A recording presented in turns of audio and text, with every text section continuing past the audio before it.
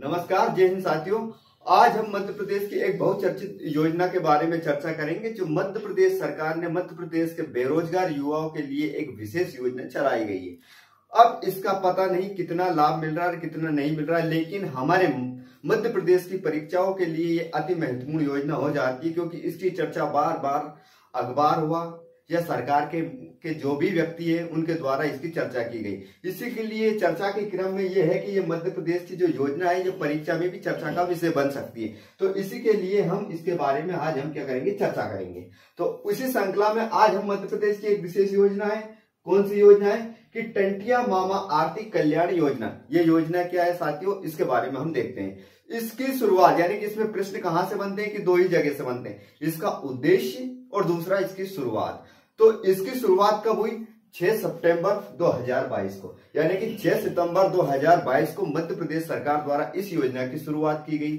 अब दूसरा इसके उद्देश्य क्या है? इसका उद्देश्य एसटी यानी कि अनुसूचित जनजाति वर्ग के हितग्राही यानी कि लोगों को नवीन उद्यम स्थापित करना, यानी कि नए उद्योग धंधे, यानी कि कोई भी उद्योग धंधा हुआ, कोई चाय की टपरी खोल ले, कोई दुकान खोल ले, कोई कुछ भी खोल ले, यानी कि रोजगार के लिए कोई अपने विशेष एक साधन जुटा ले, उसके लिए कोई पानी पूरी का ठेला भी खोल सकता है, कोई टिकिया भी बेच सकता है।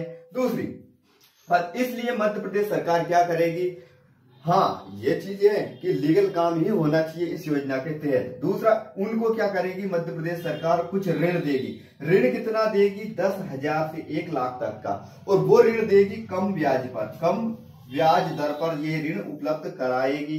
इसीलिए मध्य प्रदेश सरकार ने एक योजना शुरू की गई, टंटिया मामा आर्थिक कल्याण योजना। इस योजना का लाभ लेने के लिए मध्य प्रदेश का वो व्यक्ति मध्य प्रदेश का मूल निवासी होना चाहिए, यानी कि इस योजना का लाभ लेने के लिए व्यक्ति को मध्य प्रदेश का होना अति आवश्यक है।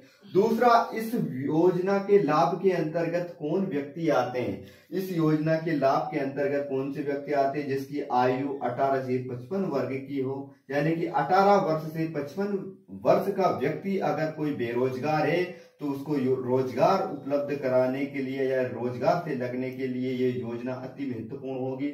और दोस्तों एक बात मैं बोल देता हूं, चलो ठीक है, कि अगर कोई व्यक्ति 55 वर्ष तक बेरोजगार है तो उस व्यक्ति पर धिक्कार है, उसकी जिंदगी पर। क्या?